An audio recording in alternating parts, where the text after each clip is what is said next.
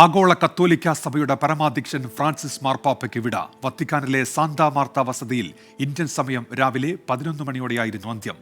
സംസ്കാര ചടങ്ങുകളുടെ വിശദാംശങ്ങൾ വത്തിക്കാൻ പുറത്തുവിട്ടിട്ടില്ല.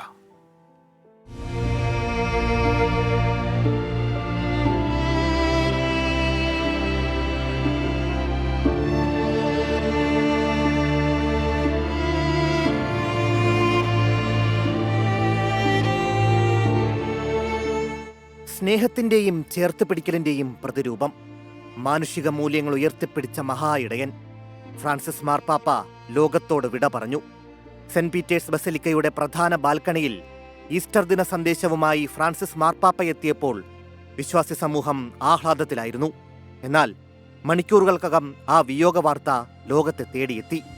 പ്രാദേശിക സമയം രാവിലെ 7:35 വിയോഗം. ന്യൂമോണിയ ബാധിതനായി 38 ദിവസം ആശുപത്രിവാസത്തിലായിരുന്നു മാർപ്പാപ്പ. തുടർന്ന് വിശ്രമത്തിലിരിക്കെയാണ് 88-ാം വയസ്സിൽ വിയോഗം. ലോക നേതാക്കളും മതമേലധ്യക്ഷന്മാരും ഫ്രാൻസിസ് മാർപ്പാപ്പയുടെ വിയോഗത്തിൽ അനുശോചനം രേഖപ്പെടുത്തി.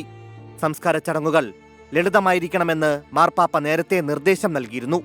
ചടങ്ങുകളെക്കുറിച്ചുള്ള വിശദാംശങ്ങൾ വത്തിക്കാൻ പിന്നീട് അറിയിക്കും.